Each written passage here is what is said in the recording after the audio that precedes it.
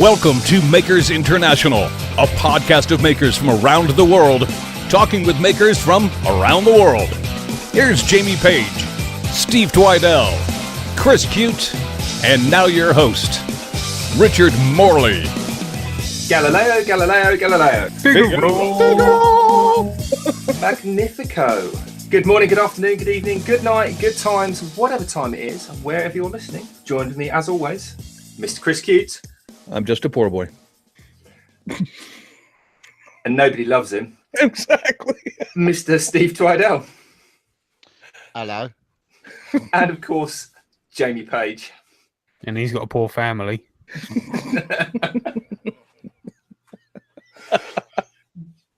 Right, well, that's completely thrown me completely. Oh, thank you. Thank you for that. That's wonderful. Cheers. Right, joining us also this week is trying to do a second run. Hopefully the connection and everything will work out okay, because I know my internet was being really bad yesterday, which was a bit of a pain. But he's with us this week. Fingers crossed. Sebastian Ollari. How you doing, Sebastian? Hello. Thanks. I'm fine. Hey, he made it. He's joining us again. We will find out even more about you this week, Sebastian. I'm once again looking forward to it. As always, we'll run into our kind of shout outs, thank yous, blah de blah, and then we'll be right back to put the spotlight firmly in your direction and get on with the show. So just very quickly, this week's shout outs and thank yous over on YouTube. First of all, foremost, we've got Jim Dockrell, Mike Pickett, Harneal Media, Eloy Escajado from his YouTube channel, which is Rock and Woodwork, if I remember rightly, or something along those lines. I do get confused when I know the people are not the channel. It's very bizarre. And also Paul Wilmore from Wilmore's World of Wood. We've also got a couple of shout outs over on Facebook. It's got newcomers to the Makers International Facebook group, and they are, thank you, Chris, for letting me know, because you monitor all this. We've got Travis Smith, Malcolm Best, Chris Kinnell, and Eric Troutman. So welcome to the group, and if you're not in the group, get on Facebook and join the group. Pretty easy.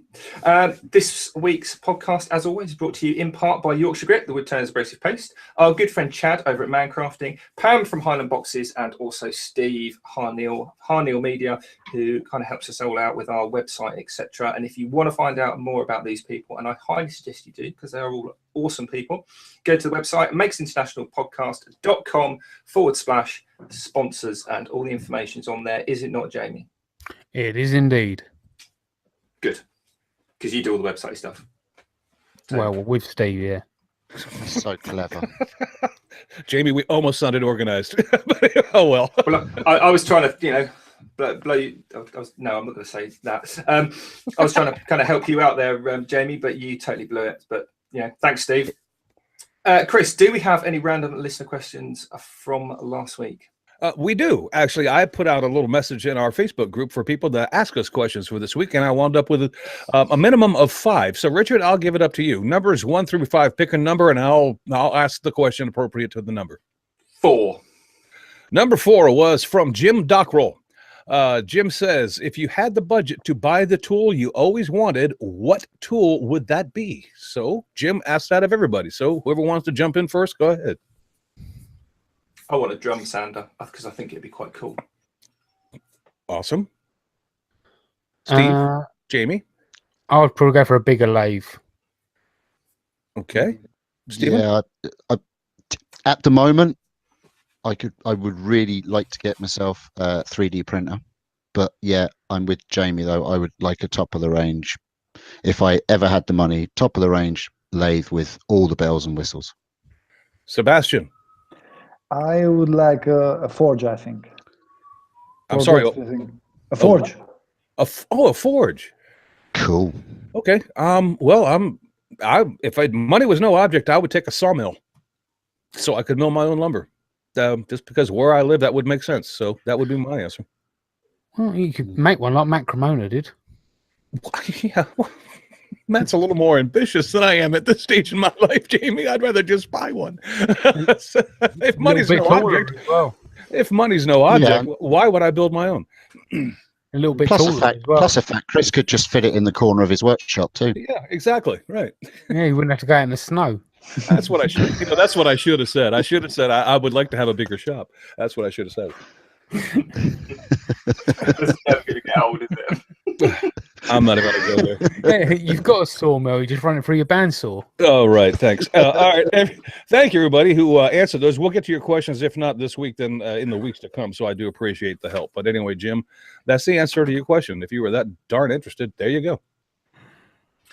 Fantastic. Well, I did promise Sebastian that we would be back to him and firmly point the spotlight at him. So who wants to start? Has anyone got a question burning that they want to start off? Or should we just go down the oldie faithful? I've got a quick question.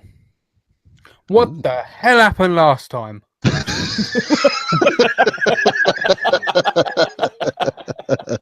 Let's hold back.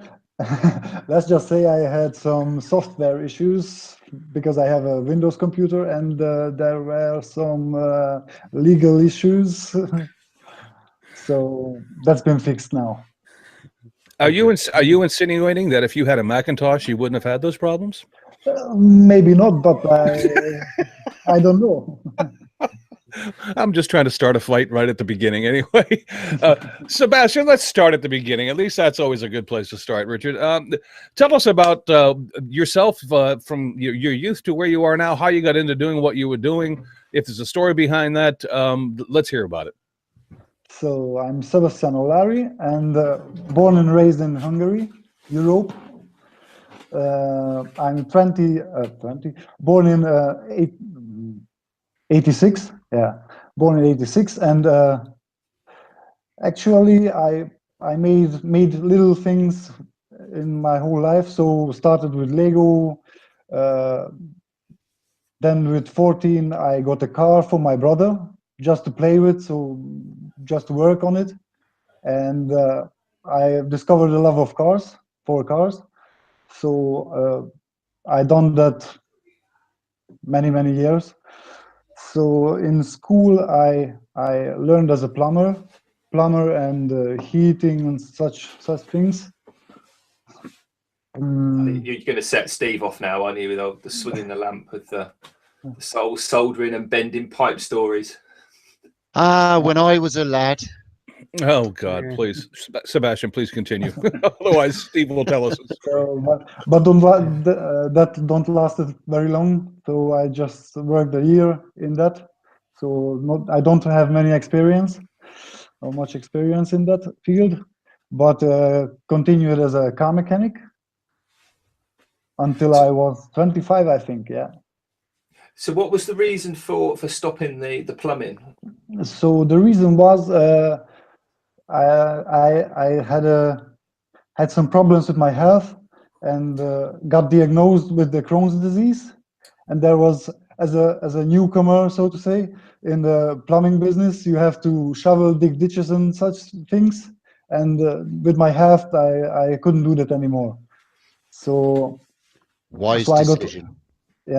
So I got laid off. Then I was diagnosed with my disease, and needed to look out for a new thing to do. And a buddy of mine offered me a job as a mechanic. I had no background. I don't have learned any mechanic in school, so he teaches me everything what I need to do, and I worked with him for 6 years, I think. Yeah. Awesome. Well, that must have worked out good, because I mean, I don't want to say being a mechanic's an easy job, because it's not, but it's not as labor intensive as it is digging ditches to lay pipe. I mean, it had to be a little bit easier. So you handled that pretty well then, huh? Exactly. And he was also pretty flexible with the work schedule, and when I had to go to the hospital or something, that was really nice. So awesome. That was the perfect job for the perfect time. So was that like a formal training plan, kind of apprenticeship type, I mean, did you get like exams and certificates with that, or for the mechanic, you mean? Yeah. No, nothing. So it was literally, this is how you do this, now go away and do it. Exactly. As I said, I started to work on cars when I was 14. So and I built I think 3 or 4 race cars myself until I was 18. Yeah.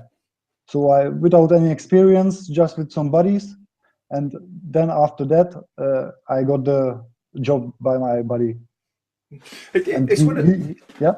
well, I was going to say, it's one. I mean, car mechanics and even, I guess, to some extent, plumbing and most of the kind of trades where you work with your hands. It's going down the road of, you know, formal paperwork, assessments, certificates, and all the rest of it. But what it really boils down to is, can you do the job? You know, and if you can be taught how to do something with your hands and you can learn it and then do it, that's even more important than, you know, having a piece of paper that. Exactly. It's a bit of a weird one, that. Well, I think, Richard, doesn't it kind of depend on if that you want to make that your life's work? I mean, because with the formal paper in your hand, that kind of gives you a higher pay level, and so you're actually able to promote yourself because you have that kind of accreditation. I mean, I think it doesn't really kind of depend on that, depending on where you're going. I'm not completely convinced. I might be completely wrong here, but I'm not convinced that would be the case. I mean, you look at. Well, I don't know either. That's why I'm asking. I mean, I'm purely guessing here, but I mean, I know a young lad's friend of ours. He's just left school and he's doing an apprenticeship with the local garage. And he, like a bit like Sebastian, he from a very young age he was into those, you know, those mini kind of motocross bikes, sort of the miniature off-road bikes. Right. And he used to race those as a kid, and he'd been tinkering around with those, and now he's, you know, into cars and he's doing the mechanics thing. But if you can do that work with your hands, I don't think you need a piece of paper to say that you can fix cars. Okay. Well, no, I understand that, but like here in the States, I mean, let's say you take an electrician, for instance. I mean, there's a difference between being an apprentice to an electrician and being a licensed electrician. In order to be a licensed electrician, you have to have that piece of paper, I guess is what I'm saying. Yeah, I guess at some point when something is, what's the word I'm looking for here? Someone help me out. When something is certifiable, yeah. So when you've got like an MOT test here in the UK to say that your car's legal to go on the road every year, somebody's got to sign that certificate for you as a driver to say your car is. And they have to have the accreditation from the state or country that says that they are. So it's got to go back to somewhere. Right. But if you're just looking to work in a garage to fix a car, I don't think you need a bit of paper that says that you can be a car mechanic if you can prove your worth as a car mechanic. And once you're there working for a garage, you can then go on and be, you know, to the level where you can sign off tests for certificates and stuff. Well, like let's ask Sebastian. He worked in the garage. I mean, Sebastian, you obviously didn't need that kind of accreditation, but I'm assuming your friend is the one who held the paperwork in the shop, and so anything that went out the door was his responsibility. Is that correct? Exactly. Yeah. Okay. Yeah. Okay. I think it depends on where you're going to be working too. If you're going to be a self-employed mechanic or have a small shop of your own, then as you say, everything you're doing is going out the door. So you're going to do the best of your ability to do the best work that you are the most knowledgeable about. But if you're going to go and work for a dealership or like BMW or Audi or any of these top of the range car pieces, then they're going to want papers and qualifications. They're going to want you to be up to speed with the new electronic devices and programming and all that. So, I mean, I think it's the same with any trade or job. If you're going to work for a company that and work under their name, they're going to want qualifications from you to cover their own back. But if you're doing your own stuff, then, you know, you can take that risk or you can train yourself. It's up to you. Okay. That's my view on it anyway. Here in Ireland anyway. I guess if you went to work for something like, say you went for a job at Mercedes, they wouldn't want you to have been working in, you know, the local back alley greasy garage from Honest John. They'd want like, well, where have you worked for the last 10 years and how old are you? And even if you did get the job, they'd be like, right, now we're sending you on our training course, so we know you're certified to work on our automobiles. Yeah, that there is that level of accreditation within the industry, but at some point in time, the government of whatever country, place you're living in is going to want to hold somebody responsible. So somebody in that shop has to be the one that is actually holding the paper saying, I'm okaying everything that's going out the door, because normally that's the owner, because that's the guy who's ultimately responsible, right? Yep. Yeah, with all this like talk about the garages, just wanted to ask Sebastian, boxers or briefs? Boxers. He was ready. He was ready for you, Jamie. He was ready for you. And he's not talking about the Porsche Boxer. No, all right, No. Sebastian. But do they have little hearts on them? I mean, Not always. Not always. Need some special occasions for that. So Yeah, well, I saw that I saw that collaboration done with a Red Smith 3 weeks ago. I thought he's sending you some leather. Do they say this way up? briefs. That's kinky, guys. That's kinky. But hey, whatever you're into, we don't judge. We just laugh. So if I'm not going to judge, no judging from me. So you were working with the garage whilst you were, after you've been diagnosed, and you sort of, I'm guessing, backwards and forwards with hospital and working and doing all that. What made you ultimately leave the garage? Was that down to your health, or was that more? Yes, exactly. So, my health got much worse, so to say, and I couldn't do that anymore. So I couldn't stand up in the mornings. I had a very low energy level.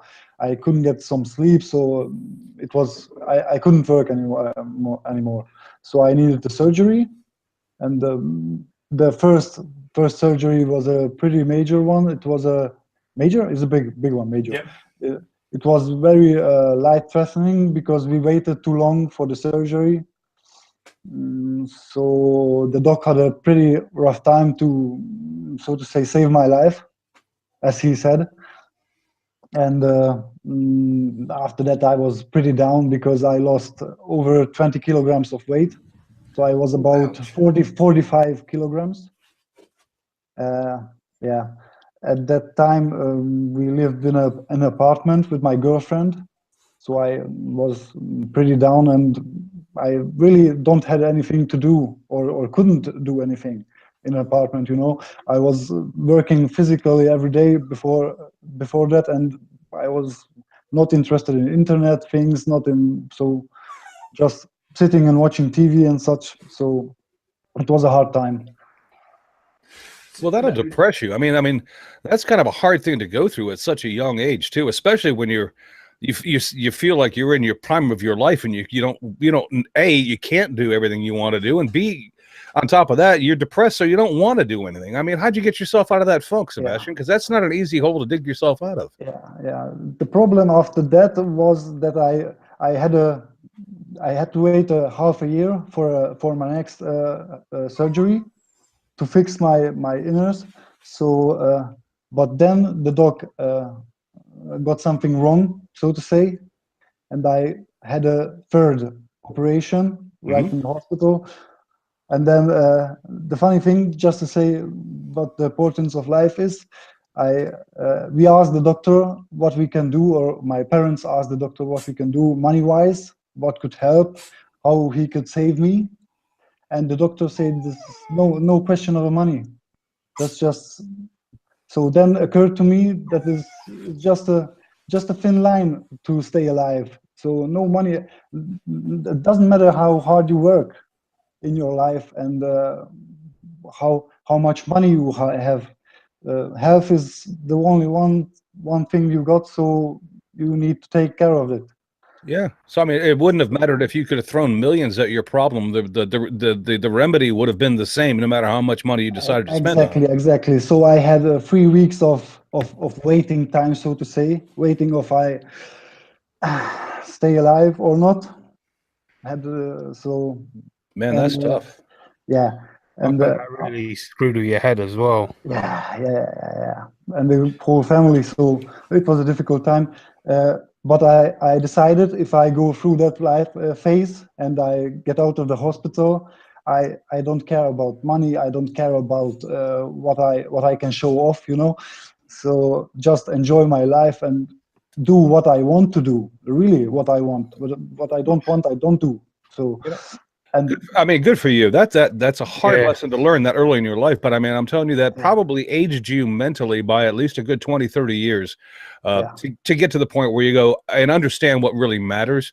So it wasn't, it turned into having this, young, youthful lifestyle to where, where you might have carried what kind of shoes you wore, what kind of jeans you bought. And then you came out the other side going, you know what? None of that friggin' matters. What matters is Sebastian happy today?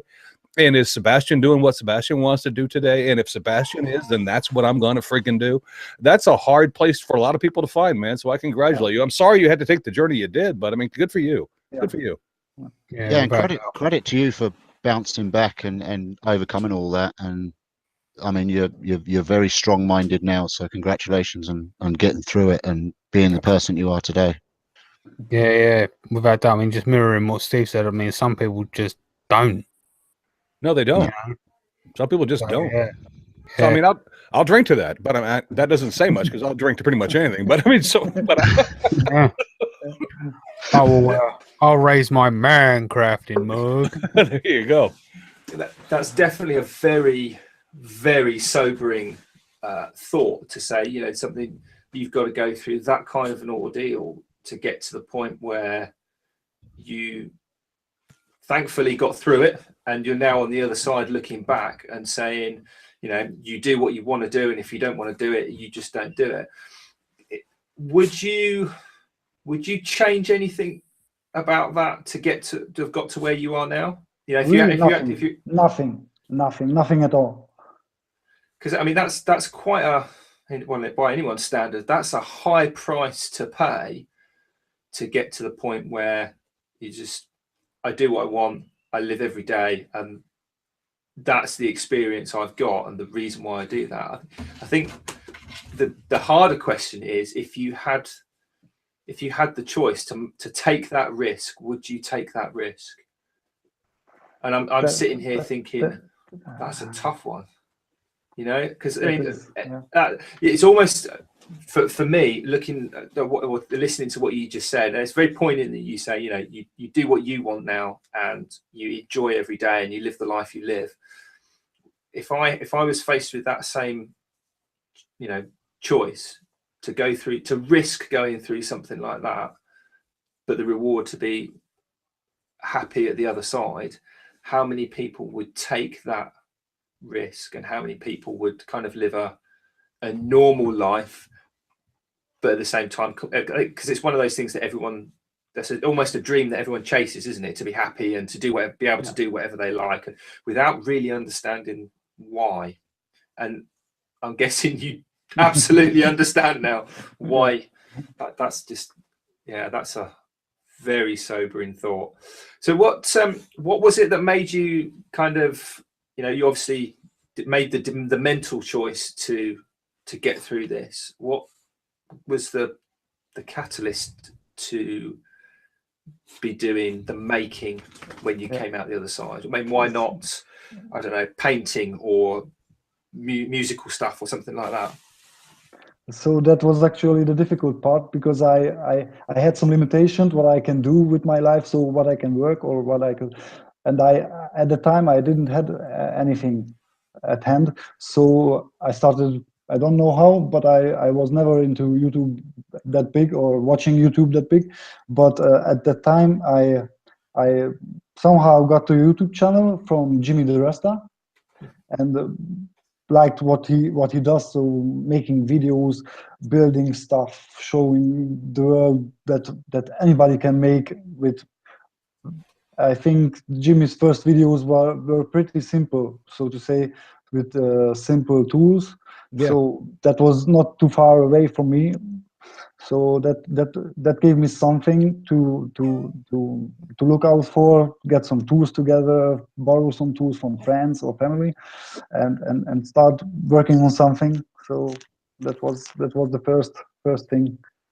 And through him, or just a recommendation of some kind, I found a guy who made, I think, 3D printing videos, and it was perfect because of we lived still in an apartment, and for build a 3D printer, there was you didn't need many tools or big workspace or something.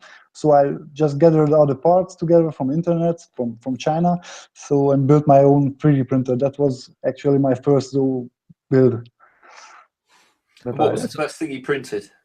Yeah, that's awesome. I mean, that's awesome. And Sebastian, what I think says a lot about you, my friend, and correct me if I'm wrong, but how long ago was it when you saw that Jimmy DiResta video and you thought about maybe getting started? That was in 2013, I think. Yeah. So 5 years. 15. Sorry, 15. All right, so 3 years. Well, that's even better. I mean, 3 years until today, and I don't mind telling you to your face, Sebastian, you make absolutely awesome work. I mean, when you make something, it looks finished, it looks done, and it looks good. And it's well made. So I've got and that has a lot to do with your mindset. It's because I got a funny feeling that if you got something in the back of your head that says, if I'm going to do this, I'm going to do this right. And I'm not going to mess around and just kind of slap something together. Because, I mean, I have the slap something together mentality. That's just the way I am. But you make sure when you're done with something, it looks like it's presentable. And it is. I don't mind telling you. I try. I don't know the exact method how to get to the point, but I try to make it the best I can. Well, it looks good to me. So, I mean, at least you got one fan. Yeah, I mean, just take that. That was it. The plywood suitcase, for example. That thing was just incredible. Thank you. Yeah. Absolutely unbelievable. I mean, I'll be honest. Have you actually used it as a suitcase? No, not yet. I traveled to Germany to my family in December, so that would be the first try. There you go. I don't travel that often. I don't have any time. There you go. But will you be traveling in May by any chance? Yes, I booked the hotel. Awesome. I booked the hotel, so Yeah. hope for the best. We're going to have fun. I can guarantee you that. Great stuff. That's not money. That's not money wasted. I can almost promise you that. The Guinness has already started being delivered. I hope so. They're going to need it. Yeah. Are you there just as yourself as an individual to take in the show, or are you part of a stand, or are you kind of up on the stage or doing anything? Or I just enjoy the show, so enjoy friends and family, so to say. Good for you. You know what? I did that last year, and I think that's probably the best way to go. I mean, Steve was in the Yorkshire Grit booth for most of the show, and not that he doesn't like Glenn and Yorkshire Grit, but I think he kind of feels like he missed out on a lot of things because he was. I know I missed out on a lot. Yeah. But that's that's the commitment you make when you commit to someone. You have to stick with it. But regretted a lot of stuff that I didn't see. I really would have liked to have seen a lot more, and I would have liked to have met a lot more people as well. Truth is, though, Steve should have been committed. Well, you know what? Thanks, Jamie. Well, I'll be honest with you. Steve more than made up for himself because I think he closed the bar every night. I mean, I tried to hang with him and Heath. Myself and my wingman, Mr. Knuckles. He and Heath Knuckles and I tried to stay up all night, and I had to bail on those two, and they were still going strong. I was like, "You guys are the men. I'm going to bed. Good night." Because Heath had the goal, you know? There was people coming in to have their breakfast while we were just starting to think about maybe stopping drinking. And this man was working machinery the next day, ladies and gentlemen. Yeah. It just spins round. I wasn't even touching it. I was just there was Yorkshire Grit between me and it. He was just polishing the next day. He was good. Yeah, there you go. So, Sebastian, prepare yourself because there's a party there waiting for you if you want it. I would advise kind of staying in the medium, though. Going to the extremes is probably not a good thing. Have you ever tried Guinness, Sebastian? No, not really. Well, then, my friend, I will introduce you to it. Join me and Heath at the bar the first night, and I'll introduce you to Guinness. Okay. Yeah, but you've got to have some kind of pre-arranged signal with one of your close friends and family to get you out of there within the first 10 minutes. Otherwise, that's it. You're stuck. It didn't work for Heath. Yeah. Well, what you do, Sebastian, is you hand your cell phone to somebody else and have them sit away, and then have them rush up when you signal them to go, Sebastian, you got a call, and then that gives you the opportunity to walk away and disappear. Yeah. A bit of advice: don't pass your cell phone to Steve Twidell. No. And don't give me your stickers. Or Al. Don't give Al your stickers. There will be trouble. Yeah, Oh my please don't God. do the sticker thing. Well, That's going to be why they're not doing another one the year after, isn't it? yeah, if you wind up on the roof of the hotel sticking a sticker on an air conditioning unit, I'm going to want a photo of that. Oh, there's an idea. Of course, the other way to look at this, Sebastian, is we actually now know that there won't be one in 2020. So what the hell? Go all out. Why not? There's a question from Matt in the chat from the Leatherman himself, Mr. Redsmith. Hey, Gerald, what's going on? He wants to know, what is your favorite project to date? Oh, difficult question. Probably the suitcase. After that, maybe the welding table, because I didn't see any welding tables like mine, or welding cart with the table attached to it. So these two. Awesome. Let me ask a kind of an alternative question to that. Which of your projects do you use the most now? The most? Because we know the suitcase isn't there because you just don't travel that much. But I mean, so which project that have you made that you actually use? It's pretty obvious, but that's my shop, my wood shop. So that works. I was hoping you were going to say those wooden toolmaker's clamps that you made. No, actually, those don't work quite well. So I need to remake those. Don't everybody go give that video a thumbs down now. All right, give the guy a break. I'm torn now, Sebastian. They were great, but the screw locker, the Loctite thing gave up on them, so I need to re-glue the nuts on those.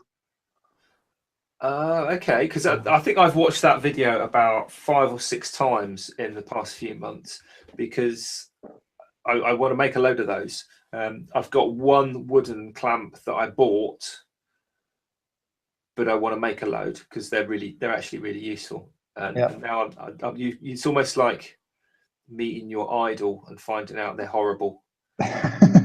No, they were great, but you need a lot of nuts, really. So,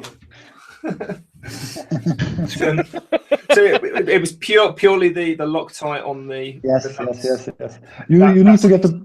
You need to get a bit used to the turning mechanism, because that on the original clamps you have one right thread and one left thread. I think I haven't seen one originally made because I didn't see them here in Hungary. So yeah, I mean, the one that I've got that's bought is a left-hand thread and a standard thread. But I back when I was in college, one of the things we had to make was a set of toolmaker's clamps, but in all metal, and they both have a right-hand thread. They work in a ever so slightly different way, where you've got basically the handle bit with the thread coming out of the end that goes all the way through both sides, doesn't it? Yeah. With an actual toolmaker's clamp, only one of them goes all the way through, and the other one it presses on the back end to force. If they're the sort of the clampy bits, that you wanted them to clamp like that to hold tight, one of them pushes against this so that it pivots and pinches on you. Yeah. And I've seen a couple of people make those out of all wood, like massive ones.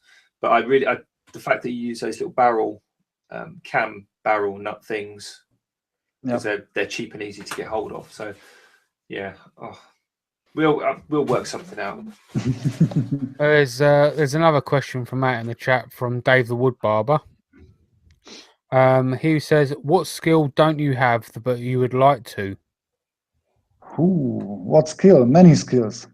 I want to do everything. Everything what you can imagine. So from sewing to blacksmithing. Blacksmithing is probably the next on my list. because it's getting cold here, so it would be the perfect time. But the as I can remember from my childhood, the thing what I wanted the most was glass blowing. Ooh. So Now as a that child, is- we went in a factory somewhere. I don't remember anymore, but this was the first thing I wanted to learn. So That is indeed a skill, because you definitely need to learn how to do that. Nobody is born that knows how to do glass blowing, and you know what? That's cool. But man, I mean, I don't even know what that would entail. That would entail a lot of heat, kind of a forge-like setup. Yeah, that's cool, Sebastian. God, get into that. I want to watch you do that. Can I just interject here, because Kat found a course local to us to do glass blowing, to actually make a glass Christmas bauble. Oh, cool. She's like, do you want to go on it? That's like, great. oh, That's hell great. yes. And I'm trying to wangle it with the person that runs the course to be able to video our day there. I'd love to be able. I'd love to get in that class, Richard. I have not seen anybody in the community do anything glass blowing, and I think a lot of people would be interested in it. I think that could potentially be. I think that's probably the first time I've ever heard that answer as well. Yeah, that's the first time I've question's ever heard been anybody say that. And when you stop and think about it, you go, "Wow, yeah, that would be cool. That'd be cool as hell." Do you find, Sebastian, because like to say, to answer the question, like everything, I want to do everything. Do you find you get sort of kind of sidetracked in terms of, you see like blacksmithing, you're like, oh, forge, and then you go, oh, forge, or glass blowing, and then so, and then you like random tangents off before yes, for sure. So my plan is at least to make one project in that field. So in every field. So that's when I get I was just going to say, how do you kind of discipline yourself, or indeed do you even bother, and do you just go, just go down the rabbit hole? In terms of like not going down the rabbit hole, saying, "Oh, right, I'm gonna do this, and then I'm gonna go off and do that," and or do you just run with it? I just run with it. I got some kind of ADD. I don't know, because I got never diagnosed. Here in Hungary, nobody cares about ADD, and such things. Really, honestly, because your child is dumb and ready, so nothing about it. So no, I think a lot of times my next interest, and maybe Sebastian will agree, maybe he won't, I don't know. My next interest always relies on the money I have available to do it. Because yes, I would like to do forging. I would love to do blacksmithing. I would love to do glass blowing. But when I stop and look at the cost of it, I go, leatherworking doesn't sound so bad. I might want to get into that. It's like exactly. It's one of those kind of things. Yes. I could cake decorate. Cake decorating inside of your stomach with a cake. You could. Boy, there's nothing wrong with cake decorating. The only reason I said that is I'm looking at packets and packets of Regal icing right in front of me. In your bedroom. This is a spare room. This is where there's loads of cake boxes and cake stands. Hey, Jamie, whatever you're into, hey, let's not go there. It's fine. Jamie actually lives above a bakery. Did you not know? Jamie, just prove to us that you can do that on a scroll saw. That's all I want. That's all I want. What's that? Cake decorating. Oh, it's easy. You just wait for the ice. Oh God! I knew you'd say. You wait for the fondant icing to go hard, then cut it out on a scroll saw blade. Yeah, fondant icing doesn't go hard. No. Well, the icing goes green, Jamie, and then I'm not eating it. The other kind of icing, then whatever one goes hard. Royal icing. Yeah, that one.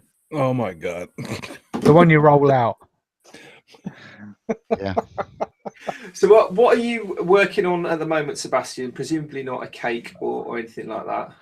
At the moment, I'm working on 3 projects, planned 3 projects. I'm actually not working on anything. I need to clean up my shop after 3 weeks of working on my car.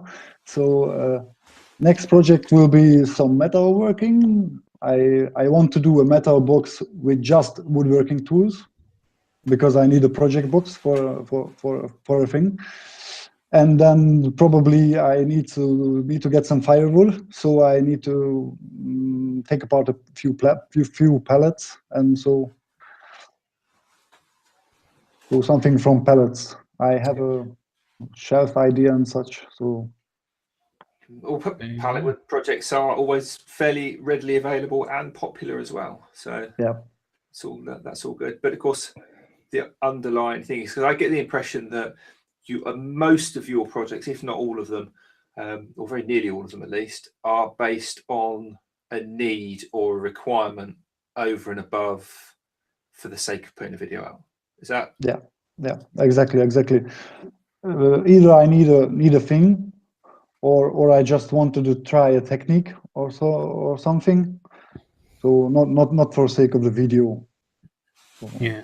Can I ask you why you needed a tri-edge knife? Tri-edge knife. That was just everybody made a saw blade knives. I made one also just to try the thing, which have many done. So I found this rasp blank or fire blank was this found at the flea market and wanted to do something with it. So that was the first thing to came to my mind. Were Because it your was so trousers? pointy. Were your trousers around your knees while you were making the belt? No, not really. Oh. No. It looked like that, but actually, I have a second belt, so I'm Oh, living that's the okay. city. All right. Okay. Yeah, that was such a good opener for a belt video, wouldn't it? You just have the camera positioned, and then the guy like private pile across the workshop. Honestly, I wanted to do that, but this was a bit risky, so I don't want to scare my subscribers today. You know? It was an awesome belt, may I add. Yeah, absolutely, it was. But oh my God, what an opening scene that would have been, Steve. Thank you so much for that visual. Of course, I appreciate that. Winters in Hungary being as cold as they are, obviously that was probably a good decision. Hey, he's used to having problems with his nuts. He's already said that.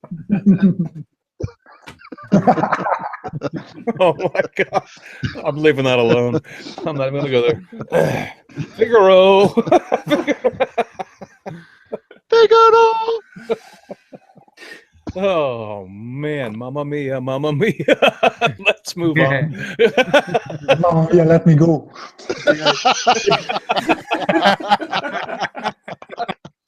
Yes. That was the best answer ever.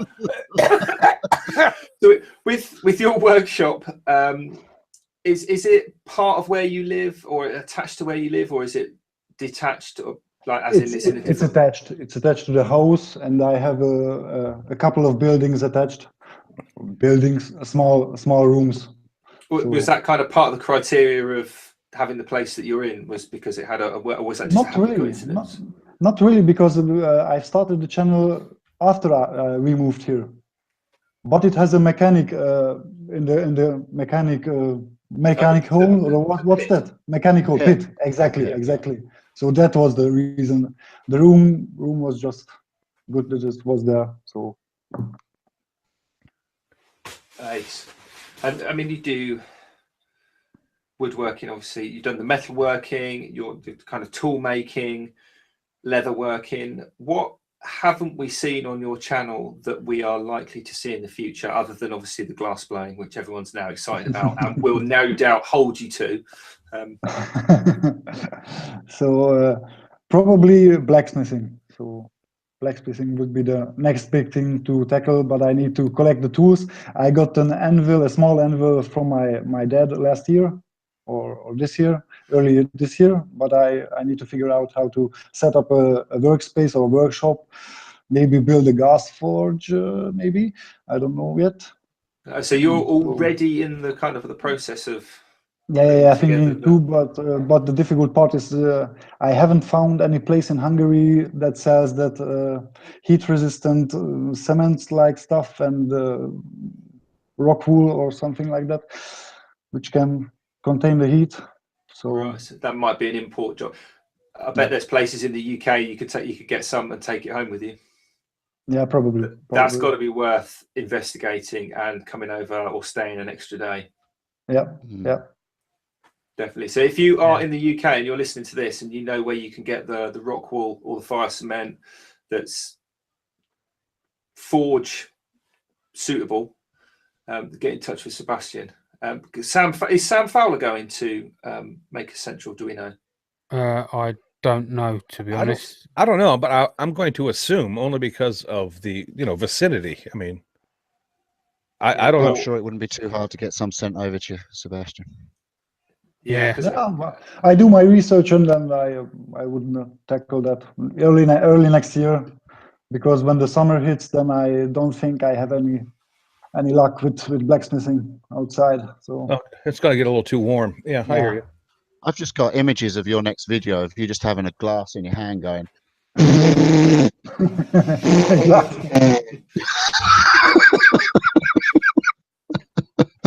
Good one. Yeah. Don't put it in your mouth and start chewing and go. It'll be a 20-second video of him just doing the intro and then go. True story, Jamie, and anyone listening. Noodle Boy did that when he was a baby with a champagne flute. Cat gave him a little swig of champagne at a party, or so it might even have been his christening party for all I know. But he literally got this champagne flute and just went, Oh, you're kidding. chewed the end off it.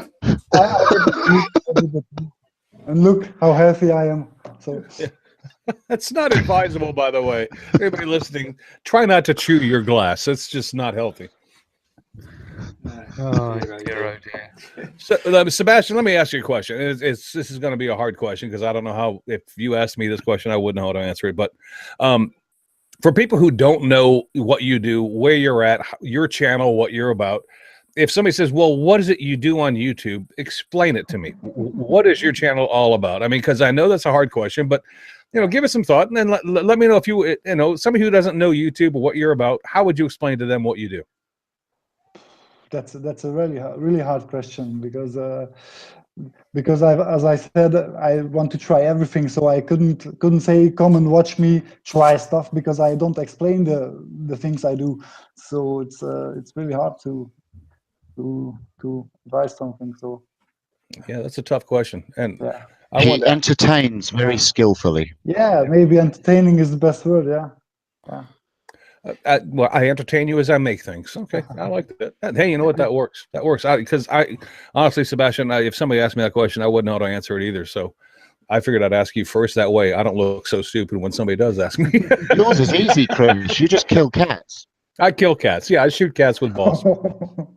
And make a tainer. Mm-hmm. Yeah, that's true. Absolutely, that's what I do. I ain't got a problem with Noughts and that. crosses. All right, I'm sorry, Sebastian, but I had to ask that just because I was curious what your answer would be. I was hoping you would enlighten me as to what the appropriate answer would be, but apparently you're as ill prepared as I am. Thank I you. just fool around. So Do you get the opportunity in Hungary to do any shows or demonstrations or anything like that, Sebastian? No, nothing like that, No. because nobody knows that I'm a Hungarian maker. So the Okay. maker scene here is probably maybe 2 or 3 people that are on YouTube. Wow. So I didn't publish that I'm in Hungary. So I don't have my titles and descriptions wrote in Hungary. So nobody cares about me here. That must make it even more difficult to explain what you do to friends and family.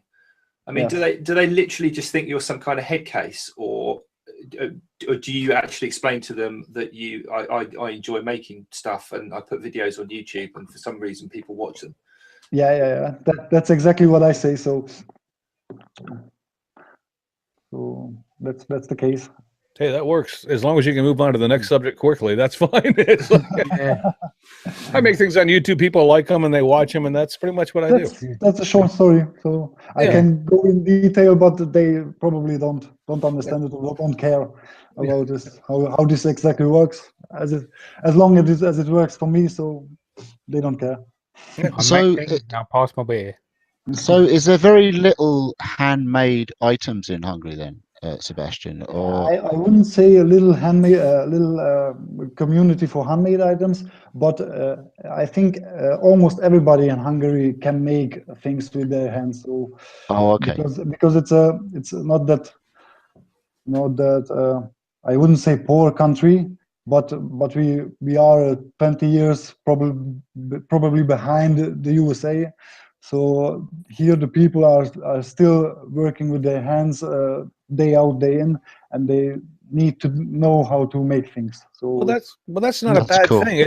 It's just that No, it's it not. hasn't developed into a community. I mean, because everybody does it, so that doesn't really attract a selective group of people to get together. I mean, Exactly. Here I am nobody special that I can make things. So got it.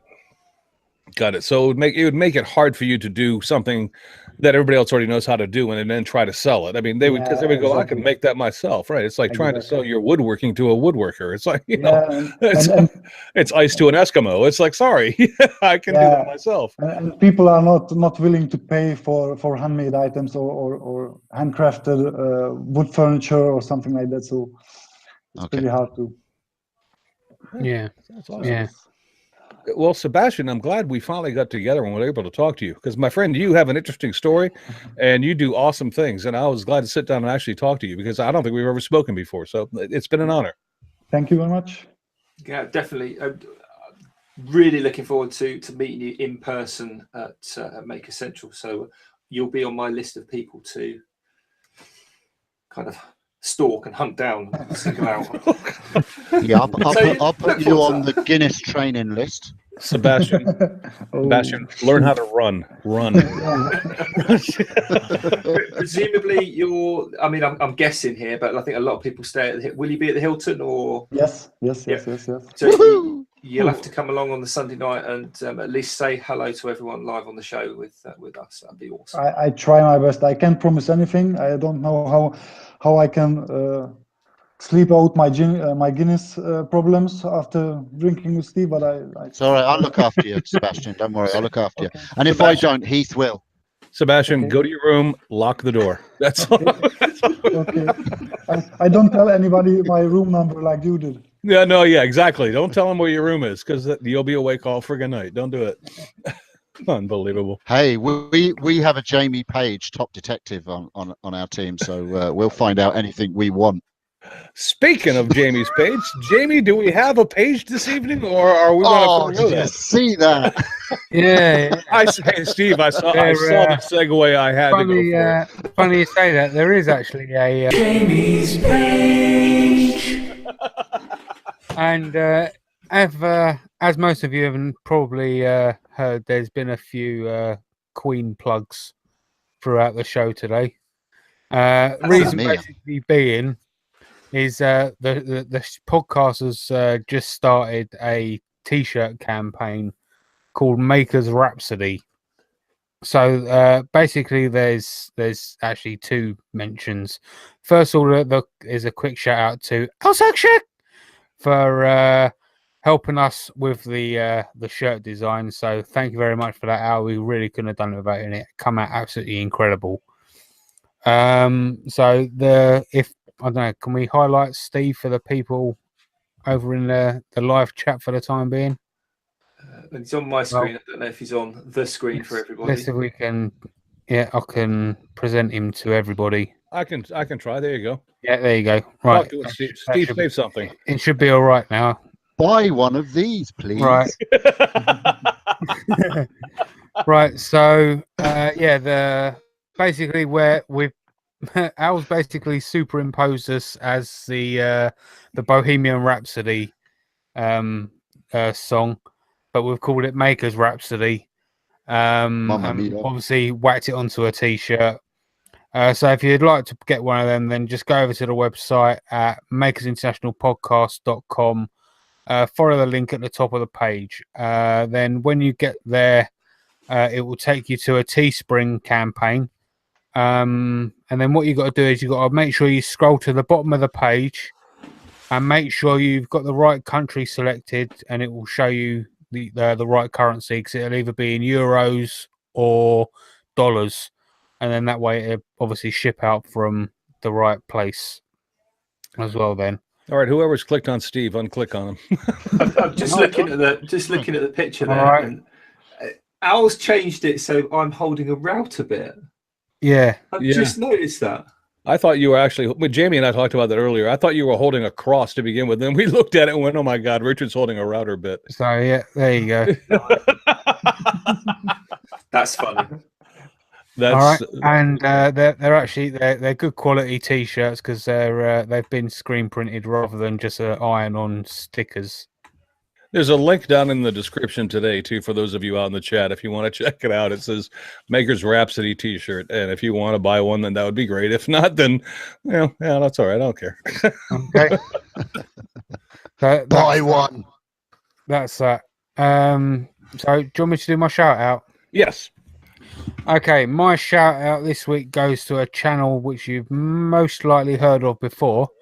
It's a channel called Mano UK. They did a feature on a guy called Gavin that grows his own furniture. Unfortunately, it's not as easy as going to the garden centre and picking up a packet of a couple of armchairs and I think I'll have a sofa as well.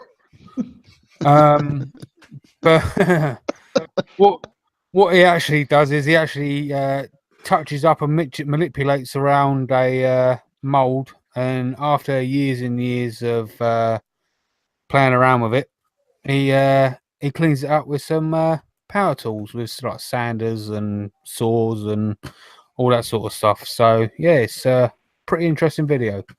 So yeah, Mano UK. Awesome. That's kind of funny there, actually, Jamie, because they were going to be my shout out, and I think a lot of people have been plugging this because, Mano were helping out with the road trip, and that essentially they allowed the whole project to happen, for want of a better expression. So that they were going to be my shout out, but Jamie got there first. Git. Yeah, That's all right, Richard. I got there first. Man.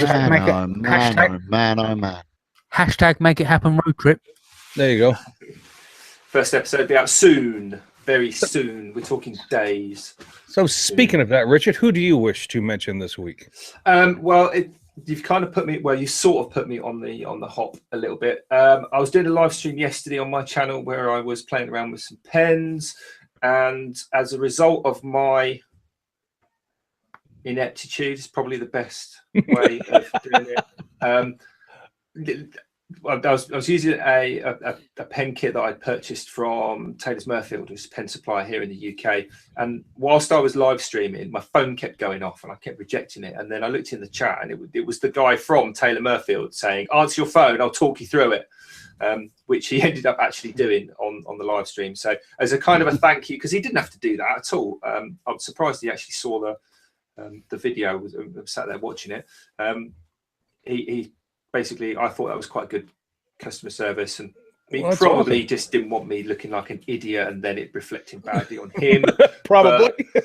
Or he just felt sorry for me because I was being an idiot. But either way, my shout out this week is going to go to Taylor's Murfield's YouTube channel, and they're all over the internet as well. I've been using quite a few of their pens lately. Thanks to Pam at Highland Boxes. Yeah, they just opened a new store, I think, as well, didn't they, Richard? Yeah, they're actually, I think they're now a bricks and mortar shop in Murfield, so that's pretty cool as well. So good luck with that, lads. Absolutely. Yeah. All right, Steve, your turn.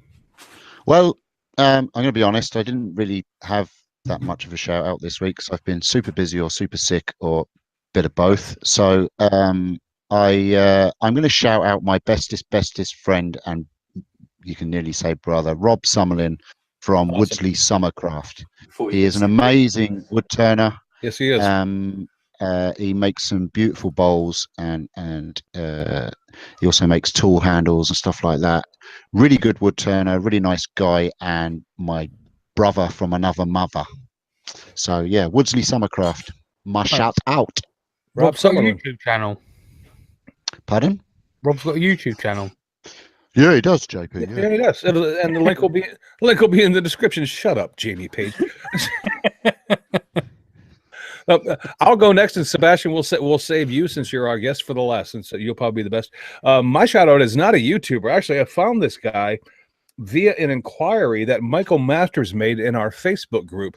It's somebody, and I can't remember their name, and I apologize, led him down this track, but it led me to find this gentleman named Andrew Potter, or Poder. It's Poder, however you'd like to pronounce that. And he's a box maker in the UK. I'll have the link to his website in the description when this comes out on Wednesday. But if you Google Andrew Potter, Poder, and then check out his website, this guy makes amazing boxes. I mean, I was just blown away by the quality of what he did. So you know what? That was the best thing I saw all week. So I figured I'd give him a shout out. So there you go. Makes sense to me. Sebastian, you're up to bat, buddy. So my shout out goes to a guy who made, I think, probably the first Pleistocene live on YouTube. So I never seen that done any before. So the guy calls him, I think, a grumpy old man, and he had a birthday this week. So my shout out goes to Skull and Spade 13, Brett McAfee. All right, Brett. Yay. Happy birthday, man. Happy birthday indeed. Happy birthday, Brett. And Brett is also one of the members of the Fools with Tools podcast. So, Can I just add, sorry, I forgot to say, Chris, that Rob is also a stockist of our sponsor, Yorkshire Grit in Canada. Sorry. There you go. Jamie just corrected me on that. Consider my wrist slapped. All right, great. Way to Can't take believe I let my friend down. Way to take the thunder away from Brett. All right. Anyway, Happy birthday, Brett. Brett gets enough love. Stupid fools with tools. You guys need Don't to even go there again. Skull and Spade. Not that there's like a little sore point going on with Steve or anything like that. They don't even know me. Why should I care?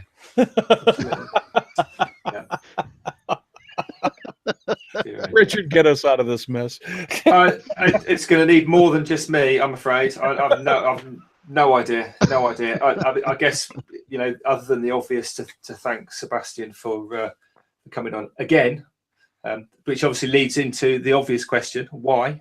You had your chance the first time and you chose to come back. I'm still baffled, but genuinely, it has been a pleasure this evening. So, thanks for coming back and having a very, very interesting conversation with us. So, that was absolutely brilliant.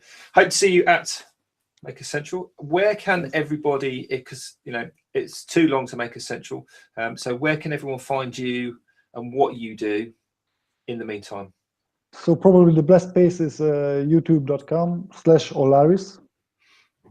Is my main gig. Do you have the little links on there to like the Facebooks and the Yes, Instagrams? and to my Facebook page, the Instagram, Twitter, and all sorts of stuff. Brilliant. Okay, well, I say thanks for coming on with us. We are 2 minutes over, so Chris, you're gonna have an easy one on the edit this week. So good. I'm just trying to kind of drag it out a bit, and make it a bit more difficult. But Mamma mia, mamma mia. I'm just a poor boy. Nobody loves me. He's just a poor boy from a poor family. No, we lost it again now. That's it. Gone. Done. Well, Maker's Rhapsody T-shirt. Go buy one. Big thank you to Sebastian for coming back. A big thank you to everyone listening. If you are still listening, fantastic. We might stick around. Who knows? If not, we will be back here next week talking about something. No idea what. Chris, do you know? Does anyone know? Article 13. We're just Dun dun dun. Good one. So you can spend an hour with us next week learning all about or listening to us talk about Article 13 and still not know anything extra. That's going to be fantastic. Which is probably going to be true. Yeah, absolutely. So we will we'll see you back here next week again. So see you later. Awesome. Sebastian, it indeed has been an honor. And everybody have a great week. Take it easy. Mamma mia. How's that shit? They got old. Thanks for having me, guys. Bye.